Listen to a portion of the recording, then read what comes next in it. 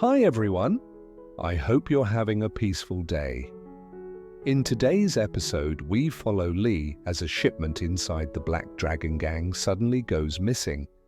And without warning, every silent glance in the warehouse begins turning toward him. Meanwhile, miles away, Sam feels a strange heaviness in the air, as if trouble is walking closer to the man she loves. If you enjoy this story, don't forget to like, subscribe, and turn on the bell so you won't miss the next episode of Sam and Lee. Morning arrived quietly, without any real warmth, as if the sun itself wasn't sure it wanted to rise over the warehouse yard. A soft veil of mist hovered above the red dirt, drifting in slow, tired movements around crates stacked against the walls and between half-open metal doors.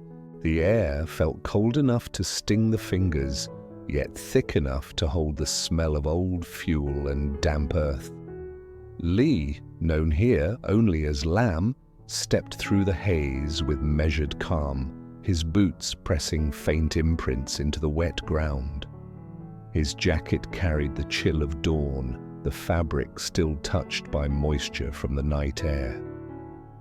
The warehouse workers were already gathered ahead, standing in a loose, uneasy ring, their breath visible in thin clouds.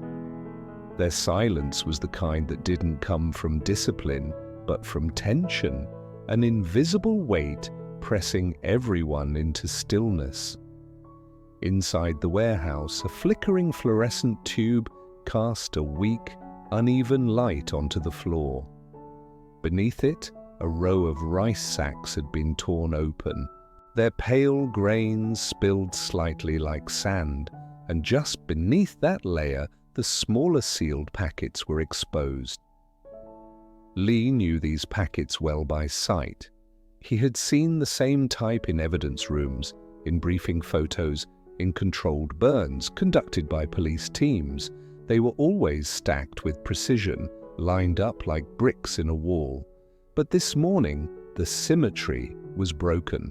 One slot was empty, just one. A missing object small enough to tuck into a boot, small enough to slide into a jacket pocket without a sound, small enough to destroy the life of whoever was blamed for it.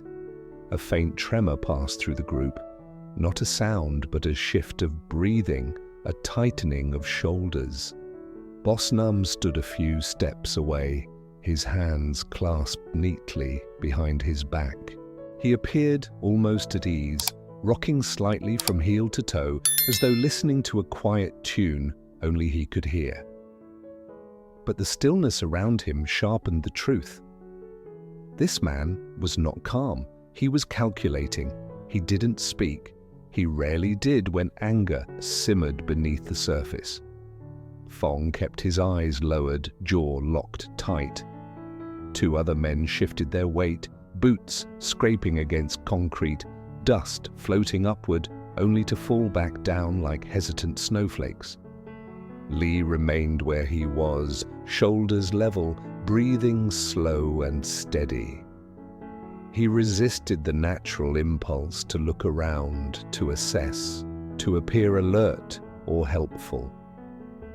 Those were the movements of someone with fear, someone with something to hide.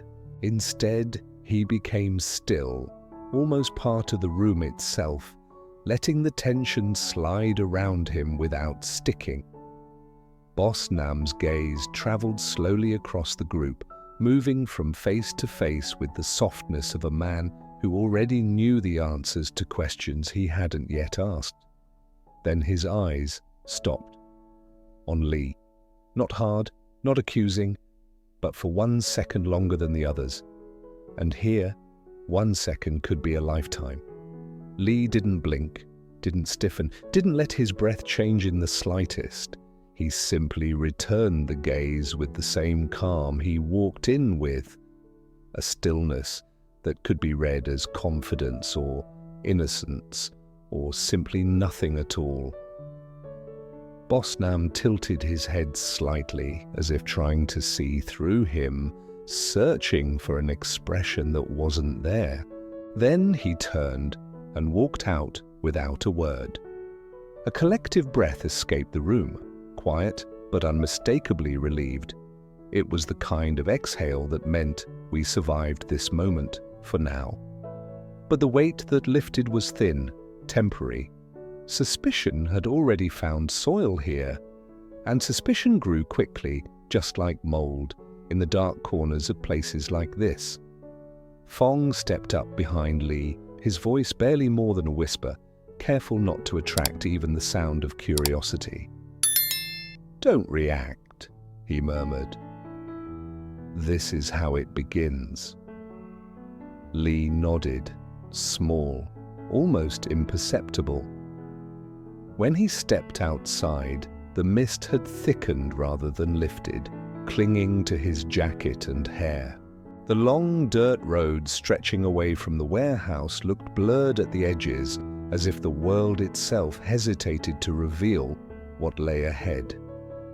He drew a slow breath. Cold, controlled, steady.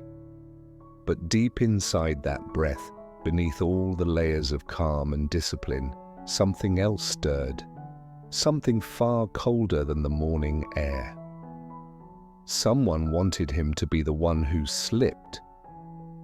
Meanwhile, miles away, the morning unfolded differently for Sam.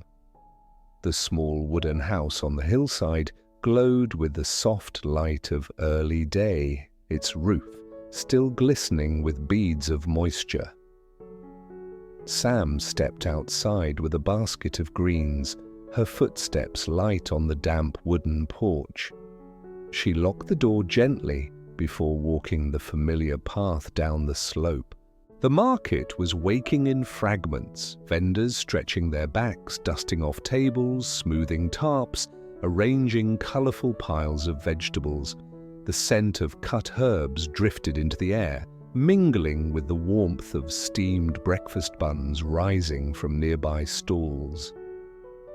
Sam set her basket down on her usual crate, arranging fresh leaves carefully, almost tenderly. Her hands moved automatically, but her mind felt strangely distant, wrapped in a heaviness she couldn't name. Two women at the next stall were whispering, half hidden behind baskets of chili peppers. Their voices carried just enough for Sam to catch pieces.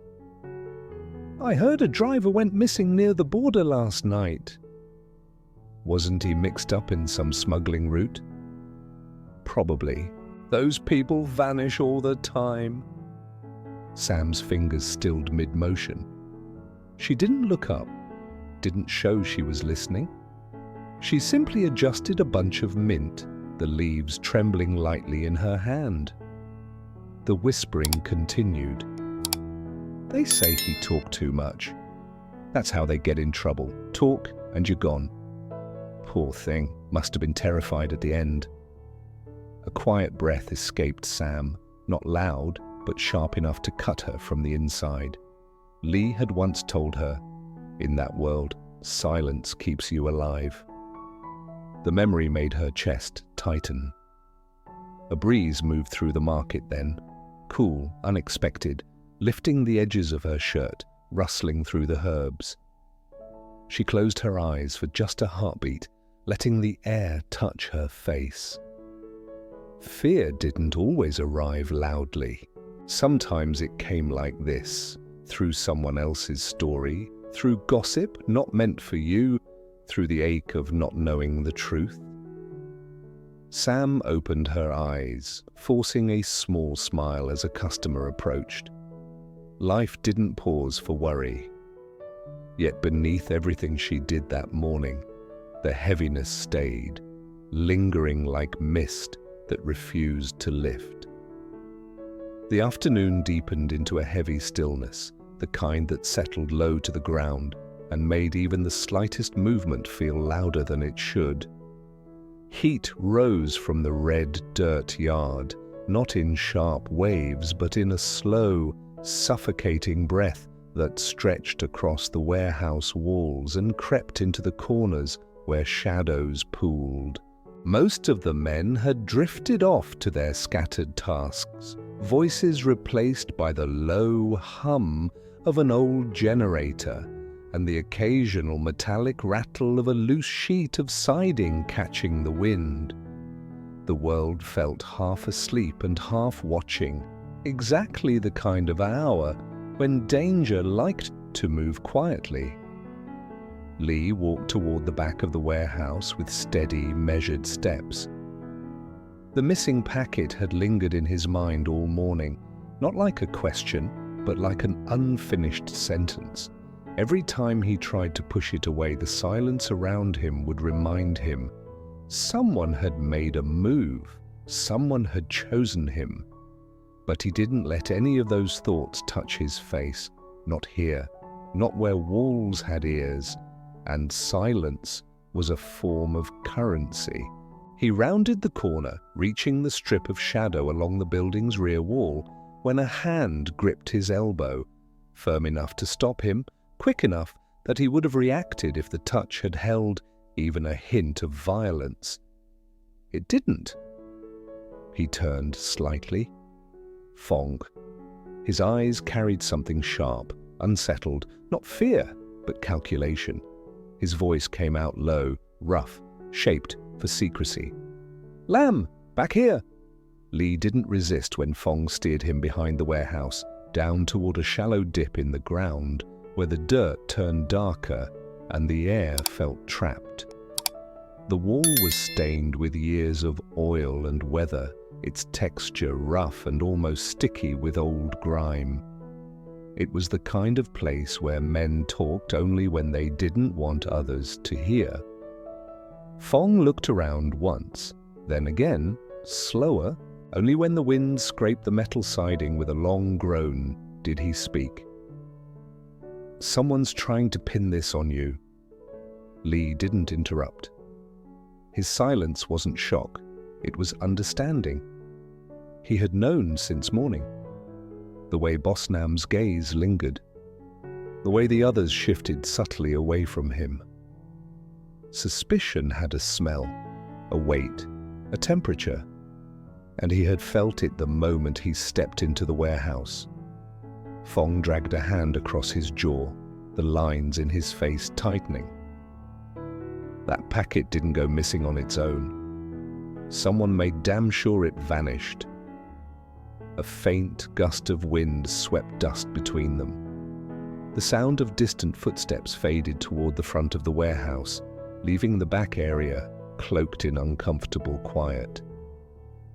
Lee remained still, posture relaxed but eyes sharper now, focused. Fong lowered his voice further, leaning in as if the walls themselves might betray them. "You're new. That makes you easy to blame. All Boss had to do was look at you for 2 extra seconds. That's enough for rumors." Still, Lee said nothing. "This was how you survived, by letting others speak first." Fong narrowed his eyes. "And listen, whoever did this doesn't want you here. Don't give them anything, not a word, not a reaction." Lee's voice slipped out like air escaping a crack in stone. "Why target me?" Fong shook his head immediately. "Don't ask that. Knowing the answer won't save you." He glanced upward as the wind scraped the metal siding again, the noise sharp like a blade along the wall. When he spoke again, his tone had hardened into something close to a warning. "Remember this. In this crew, the man who reacts first is always the guilty one, and the man who talks too much doesn't stay alive long." The words landed like stones, heavy and unignorable. A rule, a threat, a prophecy, all at once. Lee breathed in slowly, letting the silence settle over him like armor. Then he nodded, small, deliberate, as if marking the moment. Fong clapped his shoulder once, quick and tense, then walked away, his footsteps fading into the heat-thick air. For several seconds, Lee stayed in place, letting the quiet sink into his bones. Someone had chosen him, not openly, not loudly, but clearly. And now he had to decide how to respond, not with fear, not with speech, but with stillness. Stillness was harder to read, harder to attack. And in this world, stillness was often the sharpest weapon. By the time Lee walked back toward his truck, the sky had turned the color of dried clay, muted, warm, expectant. Long shadows stretched across the yard like dark paths pointing in different directions, none of them friendly. The yard was mostly empty now. One man leaned against the wall, cigarette dangling from his fingers, smoke drifting lazily upward. Another man swept dust into small piles that the wind kept undoing. Neither looked at Lee, or maybe both did, from the corners of their eyes. He opened the driver's door. Something slid from the seat and dropped to the floor mat with a soft, heavy thud. A small cloth bag. Lee didn't move at first, not even to breathe. The bag lay on the mat with an almost careless air, as if someone had tossed it aside without thought. But the details betrayed the truth. Identical stitching, same rough fabric, same weight, same size. The exact kind of bag that had gone missing from the shipment. A smear of red dirt streaked across one corner, fresh, uneven, unmistakably planted by a hurried hand. Lee did not crouch. He did not pick it up. He did not glance around to see who might be watching.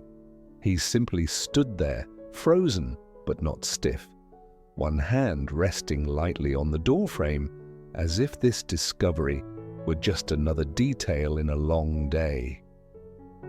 Inside the cabin, the air held the warm scent of sunlight on vinyl, mixed faintly with the sharper hint of fuel. Outside, the sweeping broom paused for a moment, too long, too deliberate, before resuming. Someone wanted him to be found with it.